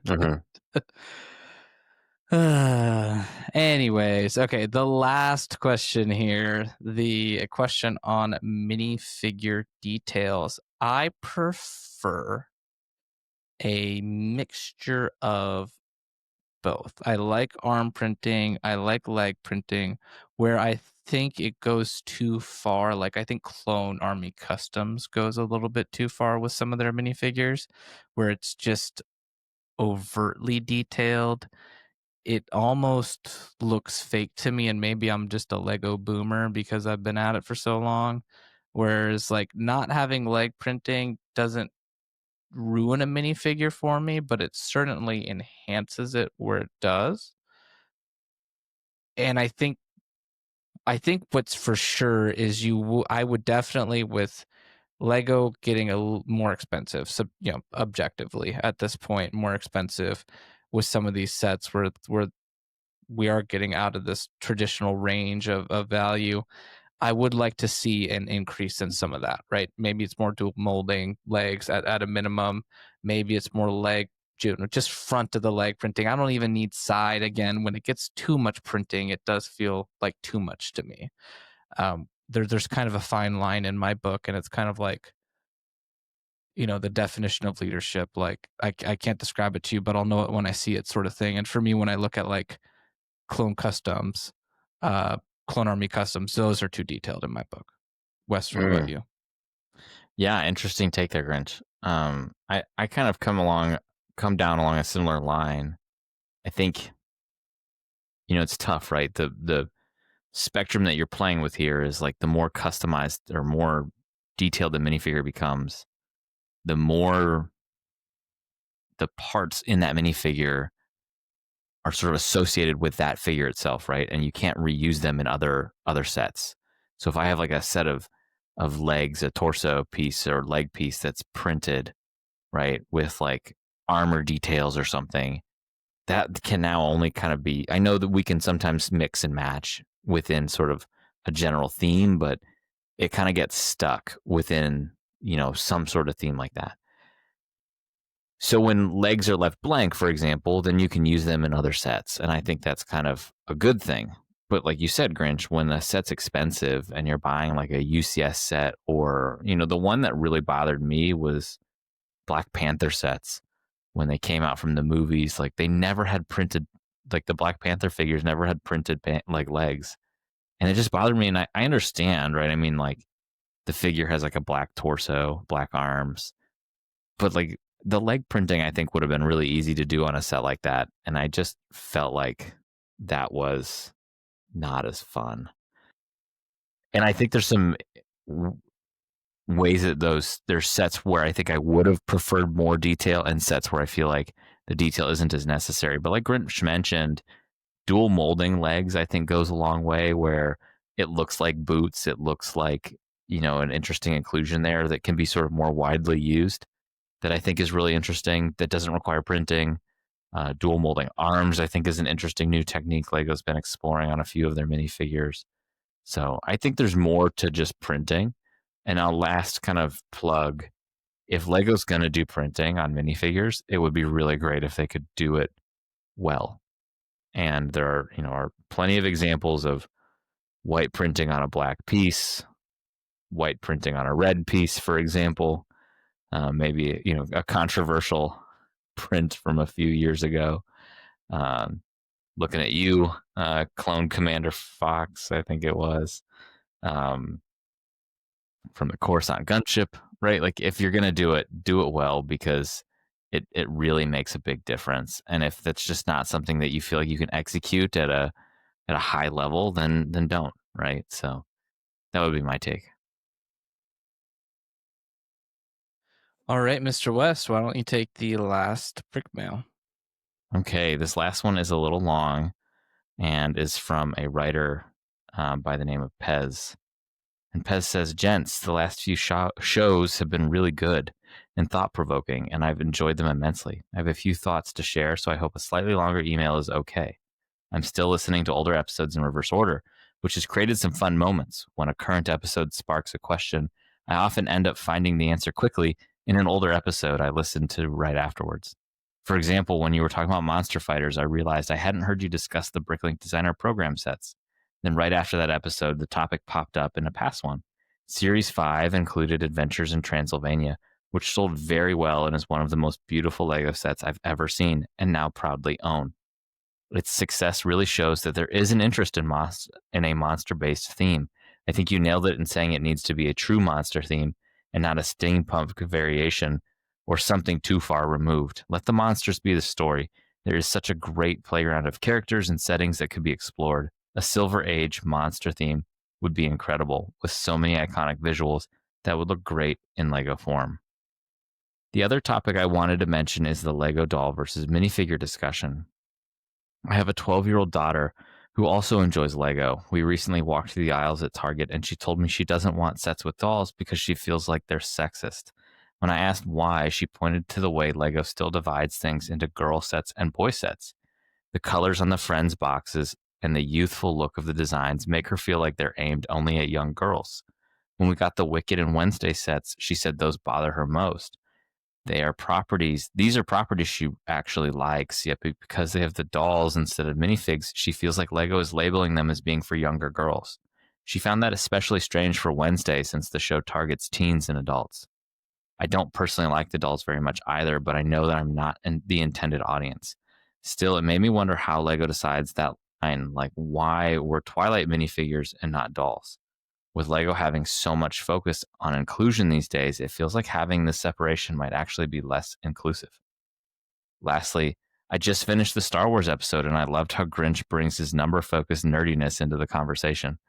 Star Wars sets keep looking better and better with each new version, mostly. But the pricing continues to climb. It's getting hard to grab all the sets I'd love to own. Being a father of 4 makes it tough to be an AFOL, and also having 4 KFOLs. I love the new Death Star, but I agree that if it succeeds we fail. Being an AFOL, I do worry that LEGO might price out kids by shifting the focus too much to adults. I also agree that the Star Wars line feels like the creators are just doing sets they want to do with no focus. That being said, I find it ironic that the Harry Potter line feels like the opposite of Star Wars. Even though no new Harry Potter content has come out in the last few years, the new Hogwarts has a much clearer focus right now. And all the sets seem cohesive. It will be interesting to see what the new show brings. Anyways, great work, guys. You've really polished your craft over the last 2 years. I think it's awesome that you get to do this together as brothers.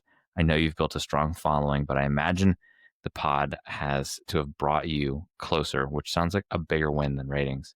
Looking forward to more topics, guests, news, and I guess less building with new moves on the way. Pez. Whew, that's a long one. Thank you for writing in, Pez. We appreciate all your thoughts. And Wes, what do you want to pick up with there? Well, I just would like to say, Pez, I appreciate you writing in, and we don't worry about the email being long. We love to read them and love to kind of break them down and talk through it. Yeah, and I love that you noticed that I love to bring the numbers and get nerdy. But yeah, I like the comparison to Hogwarts feeling like Hogwarts. Jeez, okay, boomer. To Harry Potter feeling like a more cohesive kind of narrative, right? With the sets that they're producing. And I mean, yeah, it's an interesting take, and what I might also add, a mature take to your daughter, who is kind of pointing out the weird parts about the mini dolls and Lego Friends. And I think that was kind of a question too we were trying to answer, like, do they still need that? And I think we kind of got to a point where it's like it was okay to still have mini dolls, but like, do they need to have this more like female focused product line when Lego still has a lot of females coming into just the general line? And I think as long as it's bringing new young female builders in, then I think it's still good, right? At the end of the day, and Lego probably has, or they definitely have a way better view at their shoppers than we do, right? Yeah, from a data perspective. So it definitely does. I don't think it hurts at the end of the day, but it is a very interesting take for sure. Yeah, I mean, I think Pez sort of sets up the ultimate paradox here, right? Which is that in his experience, his lived experience with his daughters, or daughter in this case, the same thing that was designed to bring her into Lego is now almost alienating her from Lego, and she's only 12. And so if I was at Lego and I was a focus, kind of in a focus group or leading a focus group and hearing this, I would say, and I think this is what we talked about, right? Like the Friends line, if you just swapped the mini dolls for minifigures, would I think still be an incredibly successful Lego line. And I don't think you would need, I think that's the only thing you would need to do. And you could make them the same exact way you're currently making them. And I think you would see more males buying into the Friends sets as they've kind of matured themselves. And I think you'd see just as many female like buyers buying those sets. And so I that's where I actually will push back. And I know we kind of went back and forth on it a little bit, and kind of after hearing Pez's sort of anecdotal take to that, like I'm actually really wondering, like, do we really need the mini doll anymore? And are we ready to say goodbye? Like, I understood its purpose. I think it's maybe outlived its usefulness now, potentially. I'd be curious if other listeners, we've heard from Doc Man and his sort of saga and actually reaching out to Lego and getting them to be a little bit more inclusive and his take on it. I'd be curious if there's any other listeners or viewers who have their own experience with mini dolls in that capacity, because it seems like the adult female fans of Lego that we've talked to kind of feel alienated by the mini doll too, to some extent. So I don't know. And I think lastly, Pez, just thank you for the nice words. Well, the podcast has brought us closer as brothers. All the moving that we do brings us further away. But no, that's just a joke. We've been kind of circling our time zones a little bit. We're back to the same time zone, so that's a plus for now. For now. Yeah. So, but no, I appreciate the kind words, Pez, as always, and thank you for writing in. As do I. And that is a wrap of another episode of AFOLs Welcome. If you've enjoyed this podcast, please subscribe and leave us a review on Spotify, Apple Podcasts, YouTube, or wherever you are listening to this show. If you would like to write the podcast, please email us at afolswelcome@gmail.com or follow us on Instagram at afolswelcome. Thank you for listening, and we will catch you on the next one. See ya.